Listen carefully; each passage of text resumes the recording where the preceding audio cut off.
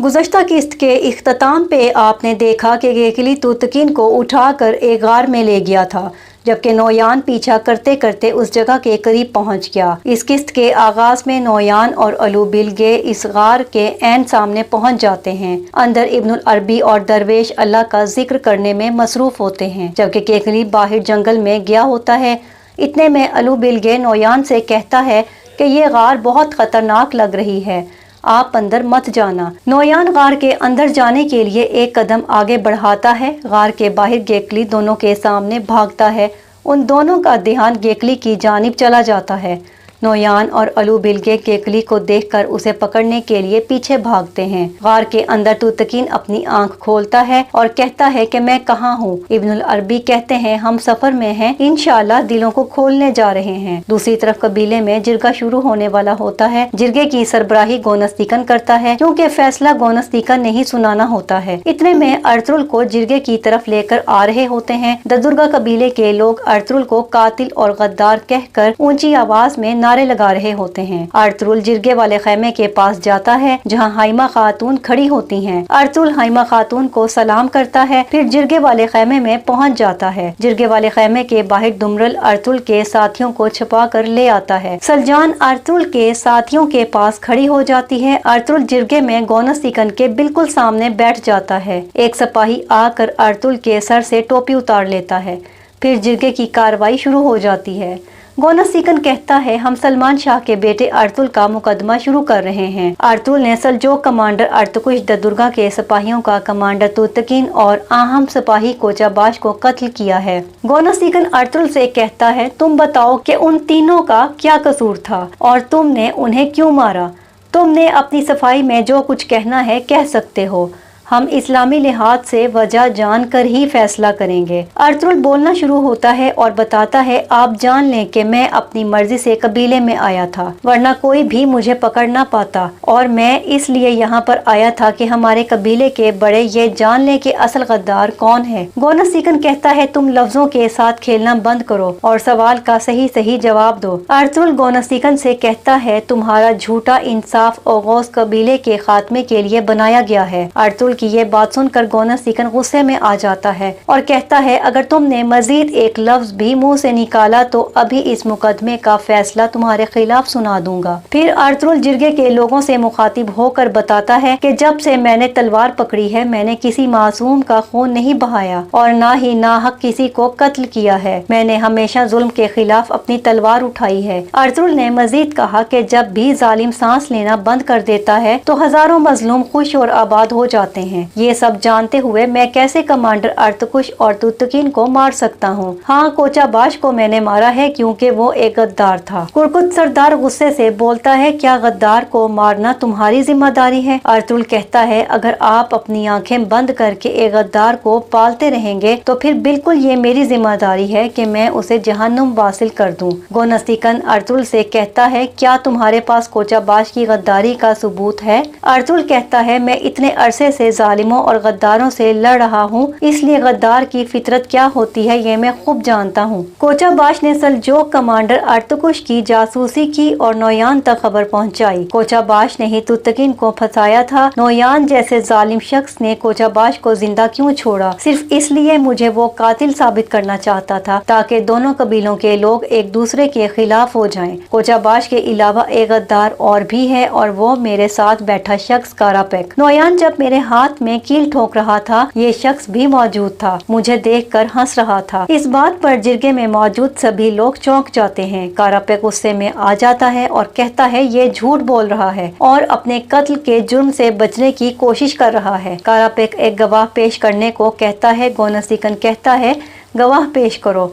उसके बाद वो सिपाही सामने आता है जिसने अर्तुल को उस जगह देखा था जहां कमांडर अर्तुकुश और उसके सिपाहियों पर हमला हुआ था। सिपाही कसम खाकर कहता है जब हमारे सिपाहियों को शहीद किया जा रहा था तो मैंने अर्तुल को वहां देखा था। अर्तुल कहता है हाँ मैं वहां मौजूद था, लेकिन मैं जब वहां पहुंचा तो ये सारा वाकया हो चुका था। मुझे अर्तुकुश ने वहां मुलाकात के लिए बुलाया था, इसलिए मैं वहां गया था। कारापेक कहता है तुमने अपने जुर्म का इकरार कर लिया है, اس کے بعد گونس سیکن اپنا آخری فیصلہ سنانا شروع کرتا ہے اور کہتا ہے سلمان شاہ کا بیٹا ارطغرل کمانڈر ارتکش اور اس کے سپاہیوں کو مارنے، توتکین کو جال میں پھنسا کر مارنے اور کوچا باش کو سب کے سامنے مارنے کے جرم میں قصوروار پایا گیا ہے۔ اس کے بعد کائی قبیلے کے لوگ اٹھ کھڑے ہوتے ہیں اور کہتے ہیں یہ سب غلط ہے، ارطغرل کو پھنسایا جا رہا ہے۔ گونس سیکن ان کو خاموش کرا دیتا ہے۔ پھر گونس سیکن کہتا ہے میں نے اپنا فیصلہ سنا دیا ہے، اس معاملے کی باریکیوں کو آپ لوگ نہیں سمجھ پاؤ گے کیونکہ یہ معاملہ کافی حساس نوعیت کا ہے، اس لیے ارطغرل کو فوری سزا دی جائے گی اور اب اس خیمے کے باہر اس کی گردن اڑا دی جائے گی اور کرکت سردار ہی ارطغرل پر تلوار چلا کر اس کی گردن اڑائیں گے۔ یہ سن کر ہائمہ خاتون بول پڑتی ہیں اور کہتی ہیں میرا بیٹا بے قصور ہے، آپ ایسا نہیں کر سکتے۔ گونس ارطغرل سے کہتا ہے تم آخر میں کچھ کہنا چاہتے ہو؟ یہاں ارطغرل کہتا ہے کہ اللہ سب حقیقت جانتا ہے، اگر ہزاروں حسین بھی شہید کر دیے جائیں مگر پھر بھی علی کے راستے پر چلنے ہار نہیں مانیں گے۔ پھر گونس سیکن سپاہی کو حکم دیتا ہے کہ ارطغرل کو سزا دینے کے لیے یہاں سے لے جاؤ۔ ارطغرل سپاہی کے ساتھ خیمے سے باہر ہے، پھر ارطغرل کے ہاتھ پیچھے باندھ دیے جاتے ہیں۔ اس دوران لوگوں کی ایک بڑی تعداد وہاں موجود ہوتی ہے، کچھ لوگ ارطغرل کے حق میں نعرے لگا رہے ہوتے ہیں اور باقی ارطغرل کو غدار اور قاتل کہہ رہے ہوتے ہیں، جبکہ ارطغرل کے ساتھی گھوڑا گاڑی میں چھپ کر قبیلوں کا یہ سب تماشا دیکھ رہے ہوتے ہیں اور سلجان کے حکم کا انتظار کر رہے ہوتے ہیں۔ دوسری طرف گندوگدو گونس سیکن سے کہتا ہے میں ایک آخری بات آپ سے کہنا چاہتا ہوں کہ ہمیں سلطان علاء الدین کو ارطغرل کے فیصلے کے بارے میں پہلے بتانا چاہیے۔ سلطان علاء الدین ارطغرل کو دل سے چاہتا ہے اور اگر انہوں نے یہ سنا تو ہم سب کو اس کی قیمت چکانی پڑے گی، جس پر کاراپیک بول پڑتا ہے اور کہتا ہے کہ ہمارے پاس اب وقت بالکل نہیں ہے، اگر ہم نے دیر کی تو قبیلے میں خانہ جنگی شروع ہو جائے گی۔ ہائمہ خاتون کہتی ہیں دہلی دمیر اور حلیمہ سلطان کونیا کی طرف روانہ ہیں اور وہ اس مسئلے پر سلطان علاء الدین سے بات کریں گے۔ کرکت سردار کہتا ہے کہ شاید حلیمہ سلطان شاہی تعلق کو استعمال کرنا چاہتی ہوں۔ ہائمہ خاتون کہتی ہیں ہاں جب تم انصاف نہ دے سکو مجھے ایسا ہی کرنا چاہیے۔ کرکت سردار غصے سے کھڑا ہو جاتا ہے اور کہتا ہے ارطغرل قاتل ہے، اس لیے اب اس کو سزا مل کر ہی رہے گی۔ پھر گندوگدو کہتا ہے آپ نفرت اور انتقام میں اندھے ہو چکے ہیں، آپ سب کو اس کی قیمت چکانی پڑے گی۔ پھر کرکت سردار کہتا ہے اب میں مزید انتظار نہیں کروں گا۔ ہائمہ خاتون کرکت سردار کے سامنے کھڑی ہو جاتی ہے اور کہتی ہے جب ارطغرل پیدا ہوا تھا سب سے پہلے آپ نے ارطغرل کو اٹھایا تھا، آپ ارطغرل کو اٹھا کر زخمی سلمان شاہ کے پاس لے گئے تھے۔ ارطغرل اس دن کی طرح آج بھی معصوم ہے، ایسا مت کرو۔ کرکت سردار کہتا ہے ارطغرل نے میرے بیٹے کو قتل کیا ہے، اس کو مارنا میرا حق ہے، یہ حق میں لے کر رہوں گا۔